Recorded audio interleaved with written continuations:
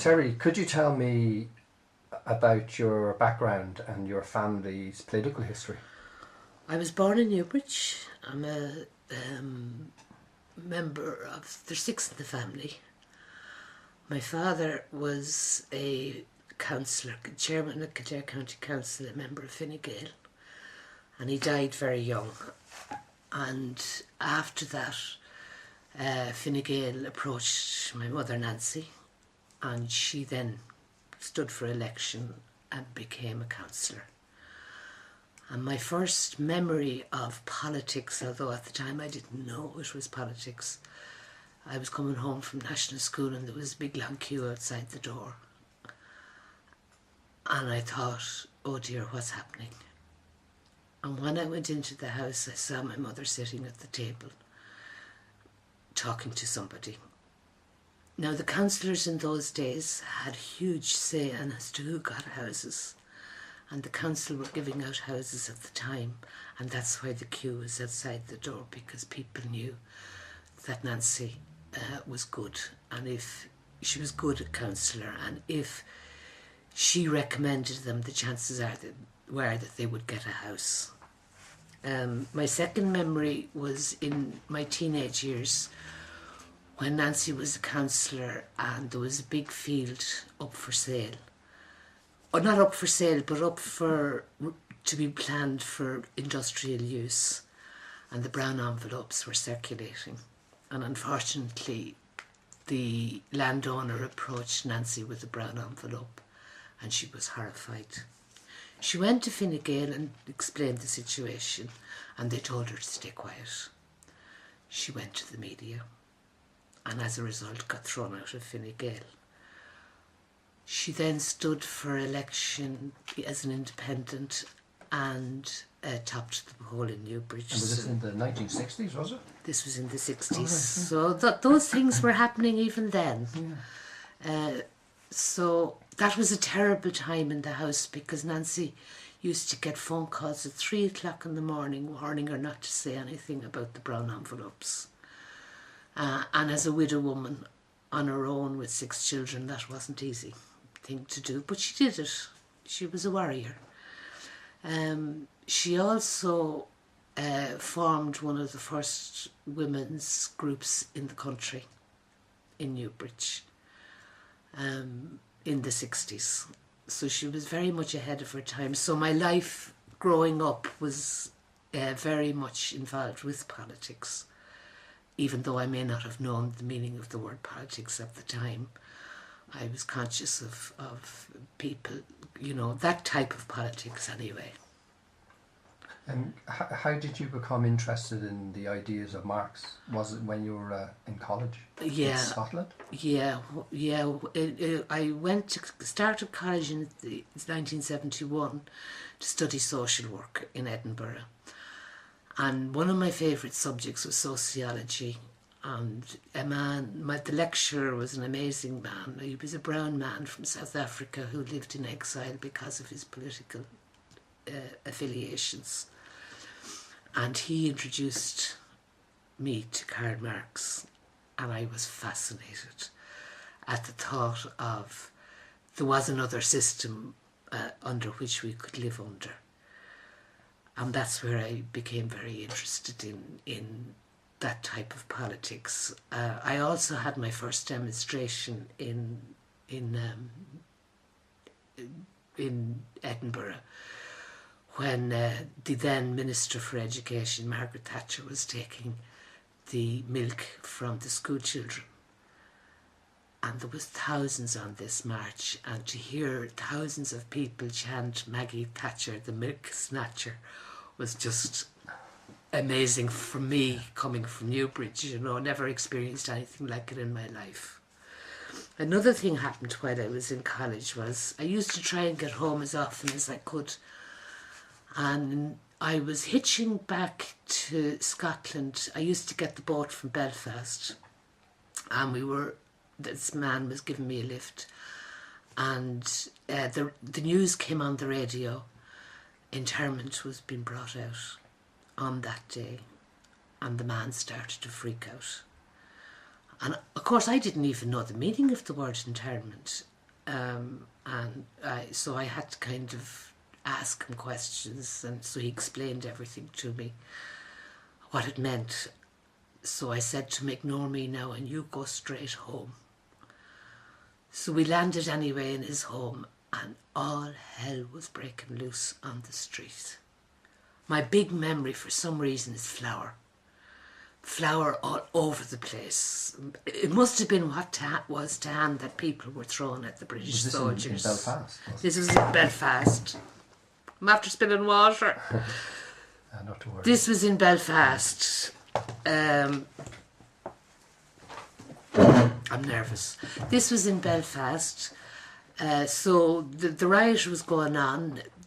We went into the house full. I think there was about 13 children in the house, and the poor mother was running around the place packing. They were moving. And I'm standing there like a zombie wondering, what am I doing here? How am I going to get to all of these thoughts? To the ferry. Pardon? How are you going to get to the ferry? Yeah. So eventually a thought struck me. They didn't know where they were going. So I said, okay. I said to the man, if you can get me to the ferry, I will ring home and I will ask Mammy to put you up. So I got to the ferry, got on the ferry, demanded to see the captain. The captain came to me. I said, I want to make a phone call. So he got me a phone and got me to a phone, rang home, and they landed on Nancy's doorstep that evening. And they stayed in Newbridge for about 2 years after that. Right. That was my first indication that something was going terribly wrong in my lovely country. Because you have to understand that when we were taught history, it stopped at 1916, so I knew nothing about the border, I knew nothing about the 6 counties, I knew nothing. So that was my introduction to the Troubles and in Ireland. Just moving a little bit forward there, could you tell me about the anti-nuclear movement in Ireland, anti-nuclear campaign in Ireland in the 1970s?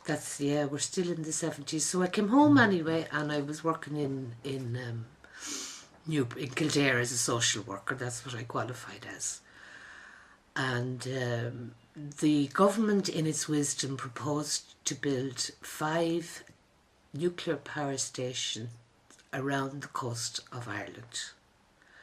The first one was to be in Carnsore Point in County Wexford. And the murmuring started about this is a terrible thing to happen. So groups of people started to come together independently of one another, spearheaded, I suppose, by the Friends of the Earth and other interested people who, because the environmentalists didn't even exist at this time, but we had the memory of the Hiroshima and Nagasaki to draw from, which were nuclear power bombs that were dropped in Japan by the Americans and the devastation that caused. And we did it in a very original way, in that we held a festival in Carnsore Point, a free festival, and the first year 5,000 people turned up to the festival. Now, it's not a festival as you would imagine they are today. This was very much an issue-based festival where people came together. We talked, we heard speakers from all over the world talking about what it was like to live with nuclear power. The nuclear power accidents that had happened in, like, 3 Mile Island was one that was a huge one in America. We've had a bigger one since then, but at the time... and you had music as well at the festival. And we had music at the festival, we had theatre, everything. And as I said, the first year, 5,000 people. And of course the government had a field day branding us hippies and all sorts, whatever name they could call us, they called us. The second year we had nearly 50,000 people at it. Because what happened was, at the end of the first festival, everybody went home informed, agitated, angry, and started organising in their own community for the next one. And eventually it was one of the proudest moments of my life, was when the government said, we're not building nuclear power. Yes, it was a great success. Yeah, very great success. And again, at that the second one, there was an amazing... We had exhibition space where different organisations put on exhibitions. And the one that sprung to my mind the most was... at the time, there was... the blanket protest was happening in the hedge blocks. And a man brought a cage and sat in the cage wrapped in a blanket to signify what was happening in the hedge blocks at the time. And I was totally blown away by this. Again, I knew nothing about it. But again, that was another important event in my life to tell me about the troubles that we're in. Yeah. During that period, the anti-nuclear campaign and that, there was a group, Revolutionary Struggle. Weren't they involved in a lot of that type of stuff? And could you tell me anything about that? There were a group of people, dedicated, committed young people, who wanted to bring about a change for the better of the people of Ireland. Very involved with the anti-nuclear movement, very involved subsequently in the hedge blocks. I became involved with the Dublin Resource Centre at the time, which they were also had to set up. And the Dublin Resource Centre was a cooperative building. Is that in Temple Bar? That was it, Temple Bar, before it was ever called Temple Bar. And in that building I became very involved in cooking. And there was in the basement was the bicycle lockup, where you could park your bike, very much ahead of its time. The next floor was a kitchen called the Well-Fed Kitchen. There was just books. Upstairs there was a printing workshop, a printer, and then at the top there was a few other little projects happening. Was there a cafe in there? That was the Well-Fed Cafe. I'm pretty sure I was in there. And sort of yeah. We were a vegetarian cafe, and we actually won an award as the best vegetarian cafe in Ireland. All right. And it was very hard work. And the idea was that because we were unemployed people, I had left social work at this stage, or it left me, I don't know which. It was set up by unemployed, for unemployed, with unemployed, and that was our plan, was to try and get ourselves off the dole. Mm-hmm. But unfortunately we were too radical for the government. They wouldn't help us. Out of that, I became very aware of the proposal by the government to extradite people from Ireland to England, or from Ireland to Belfast. And I got involved in that campaign and ended up the secretary of it. And it was through that I got to know people in Sinn Féin. And you eventually became a member of Sinn Féin. I did. What made you join Sinn Féin? I was asked. And I felt that maybe I could have a contribution to make, so I became full-time member of the education department along with Jim Monaghan and Rose Dugdale. and I travelled the country. I uphill and downdale, and in the education department, we wanted to figure out a way, because there was a lot of prisoners at the time, of how to include the prisoners with the local common. So we set up a little publication called Irish Beag, where we would have different debates, and the prisoners would write for the Irish Beag, and then the common would write, so that there was a conversation happening between prisoners and members of Sinn Féin. And would this be like prisoners from certain, like if they were a prisoner from Donegal, would it be happening in Donegal? Was it different parts of the country? Oh yeah, I was in every prison in Ireland at the time, because I was the person who went into the prisons to get the articles. So would you be going into Lankesh? I was in Lankesh, I was in Macabery, I was in Portlaoise, I was in Limerick. Anywhere there was a Republican prisoner, I would visit. And was there many women prisoners at that time? There was. Well, I wouldn't meet them all. I would only meet one, because it was like a visit. I would only meet one at a time. And the biggest problem we had was, how do we get the articles out without the screws reading them first? So we had to have a calm, and that was done through kiss. So I was kissed many times over that period of time. And then we would also have weekend seminars where we would travel around the country to, and there were education seminars for Sinn Féin members to help them be more effective political community activists. So because Sinn Féin at that time, well, the provisional Sinn Féin, had been quite conservative. This must have played a big part in politicalising Sinn Féin and moving them to the left. Moved them into politics as such. Whether it was ever a left or a right, I'm not sure. I'm not. Yeah, I've always struggled with those kind of terms because I don't like putting people into boxes. It was interesting. That was a fascinating time because, of course, we were followed everywhere we went.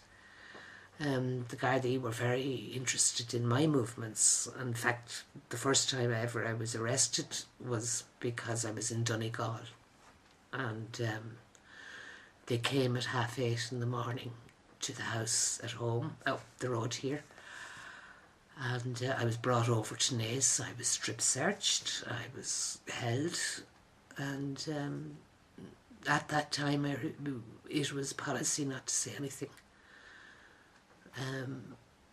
And it was the longest silence I've ever had in my life.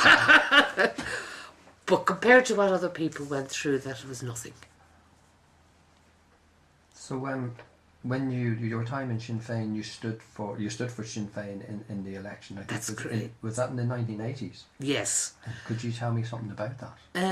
Well, at the time there was Section 31, which was one of the most draconian laws in the world to do with censorship. And Sinn Féin was banned from speaking on the media. So I couldn't even go and talk about how to chop an onion at that time because I was a member of Sinn Féin. And to counteract the censorship, Sinn Féin decided to stand for the EU elections, and I put my name forward as a person to stand in Leinster. And it was purely because of censorship, because I knew I didn't have a hope in hell of getting elected. And that's why I stood, because of the censorship. I seen your poster, wasn't it yellow? Yellow and black, yeah, a very big departure for Sinn Féin to use those particular colours, because any poster at that time apart from the hunger strike posters, because that was different. We didn't mention the hunger strike, but anyway, because I'm ahead of that period of time. The black and yellow, that was a radical departure for an election poster at that time. When you mentioned there the hunger strikes, which went back a bit, could you give your view of the 1980s hunger strikes? For me, it was one of the most difficult times that I've ever been involved in. The harrowing, heartbreaking time where the hunger strikes were... The prisoners went on hunger strike because they did not want to be criminalised. They were political prisoners, and they had 5 demands. And the 5 demands were no prison uniform, no prison work, 1 visit a week, 1 parcel a week, and 1 letter a week. No free association. They wanted to be able to associate with one another. Demands. 5 simple demands. And this dates back to the middle 70s. I'm not terribly sure when the blanket protest started first. And that went on until the late 1970s. So it was going on a long number of years. I think it could have been 76 or 77 they started. I think, it was a good 3 years anyway. And the blanket protest was where a person was charged in front of a diploc court and sentenced. Right, no juries, no nothing that we take for granted to this day. 1 judge. One judge, or 3 judges in the south, one judge in the north. The thanks. So when you went to jail, you were handed a prison uniform. The prisoners refused to wear the uniform. All they had was a blanket. Hence, the blanket protest. And then it became the dirty protest because they refused to slap out, which meant that they had to smear their feces on the wall. Mm-hmm. And that was getting nowhere. So then the idea came for the hunger strike. Now, they had a hunger strike in 1979, I think, where false promises were made and they came off the hunger strike. False promises by the British were made. Nothing happened, so they were forced to go back on the hunger strike. But this time they staggered it, and the first person to go on hunger strike was Bobby Sands. After Bobby Sands, I'd have to... Oh, Harry Hughes, McCrish and Sands, Doherty and Lynch, MacDonough, Horson, McElwee, Devine. And they're the 10 men who died on hunger strike at that time. I'm getting. And that's so. This is you're involved this time now. You're still involved with the revolutionary struggle. They would have been active in the H Block campaign. We were all active in the H Block campaign. I was living at home at the time, and we had our own group, H Block group in Newbridge, as. Again, following on the lessons learned from the anti-nuclear movement, where each town, where possible, would have its own group to do black line pickets, where you stand in the middle of the road with a black flag, to put up posters, to write on walls, to write to TDs, to write to papers, to do whatever needed to be done to highlight these terrible situation that was in our country at the time. And of course Maggie Thatcher would have none of it. Again, the bane of my life was Maggie Thatcher, that woman. Oh. Anyway, we won't go there. Could you talk about, you would have been involved in a lot of campaigns to do with women's rights. Could you... well, now we're jumping, like we're coming along now to... the whole area where in the 80s, again, it could have been 85, 86, I can't remember, maybe even later, the government proposed to put into the constitution the rights of the unborn. Now, I don't know how unborn, what does that mean? And what this meant was that, what it would have meant was that the unborn, the fetus in the womb had more rights than the woman who was carrying her. And that's where I became very involved in campaigning against the amendment. I do believe in a woman's right to choose to this day. And I can't remember was it passed. I think it was passed. But that's where I came from. And I would have knocked on doors here in Newbridge, and I'll never forget one door, and a man came at me with a hatchet calling me a murderer because I was asking them to vote no. So you can imagine. And the Catholic Church had a huge input into this. This was the church really powerful, engaged, and the might of the Catholic Church, the might of that rump that looks upon women as lesser than human beings, was very engaged. I think Kildare was Kildare. Kildare was one of the few counties that voted no. So you obviously did your work. Well, I wasn't the only one. My mother was very involved in that as well. So, you know, there was a pair of us in it. And moving forward again, could you tell me something about your involvement in Bealtaine Art Festival? Well, like yeah, so after that, the 90s, yeah, after that I kind of got tired. I was exhausted after all my campaigning, so I kind of settled into Newbridge and became very involved in Newbridge, the community. And the first thing I think I was involved with was the homeless project. And we ran a benefit. And at this time, my mother died. So a year later, we ran the Nancy Moore Memorial Concert in the Moorfield Club to raise funds for the homeless project. And thankfully, we have a homeless shelter. In the Michael Garry House. In the Michael Garry House. I mean, that was, the Vincent de Paul were very involved with that as well. So that was, you know, was badly needed in the town. And were you involved with were you one of the people that campaigned to get the art centre? Well, what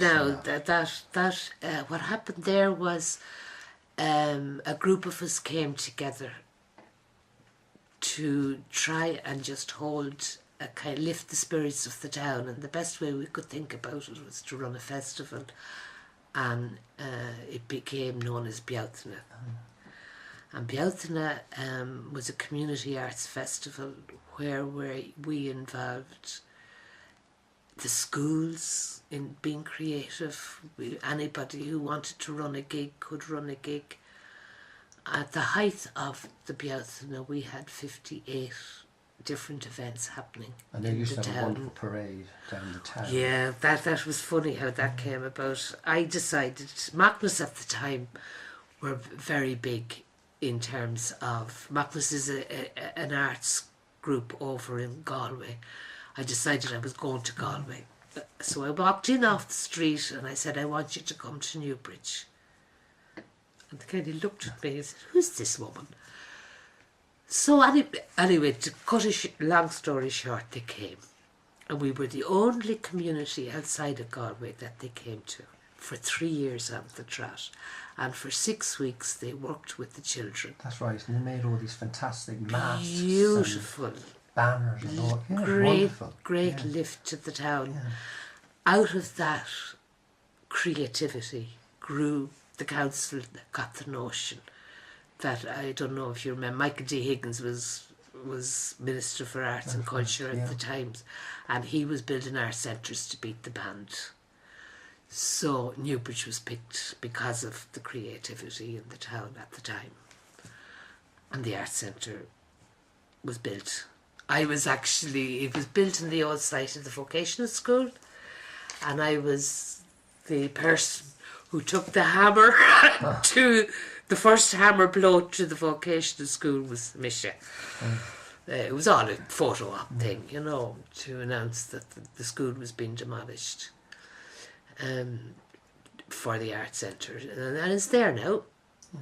Just one last thing. I know you're being an activist. Things like the turf cutting campaign. You've given help towards.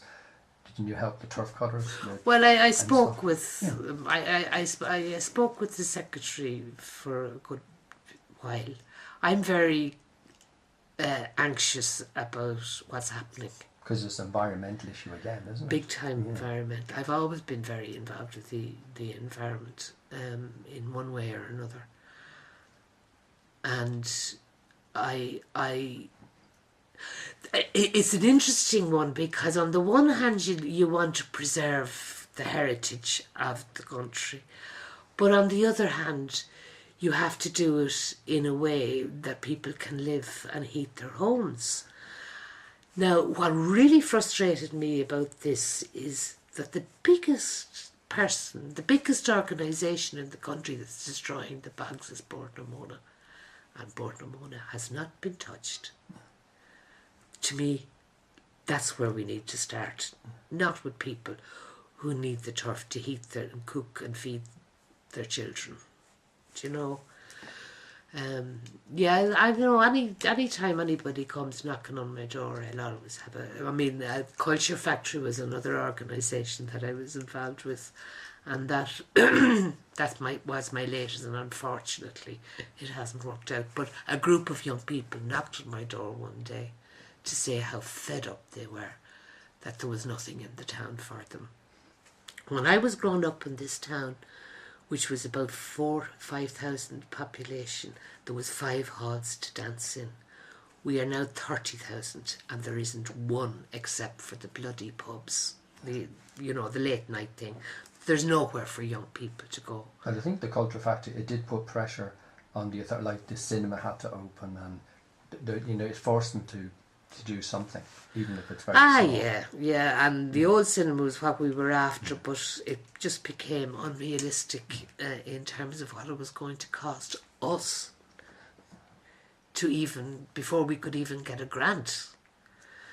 And it kind of just stopped. But I'm hoping that seed has been sown, and that somebody else will come up with an idea that for our beautiful young people, they are our future. Is that it? That's it, Terry. Well, I want to sing a song now before I'm finished. Right, that's fine. That's it. Excuse me now. My brother suggested I sing this song.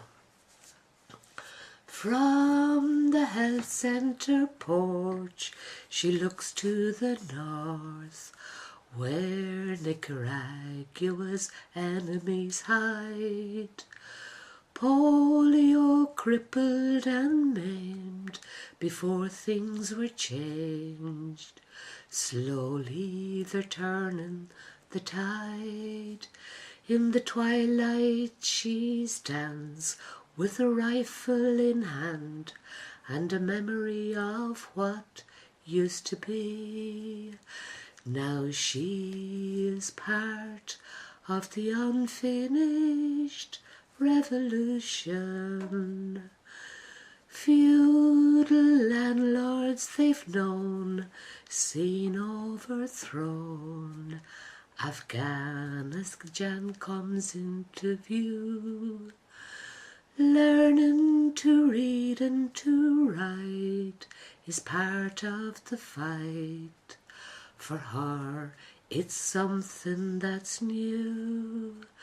Down all of the years, ashamed of her tears, hidden behind a black veil. Now she is part of the unfinished revolution. Soldiers kicked down the door, called her a whore, while he lingered in Castlereagh. Internment tore them apart, brought her to the heart of resistance in Belfast today. Though the struggle is long, it's hard to be strong. She's determined deep down inside to be a part of the unfinished revolution. She holds the key to the unfinished revolution. Sinead Chara. Thank you very much, Michael. Thank you.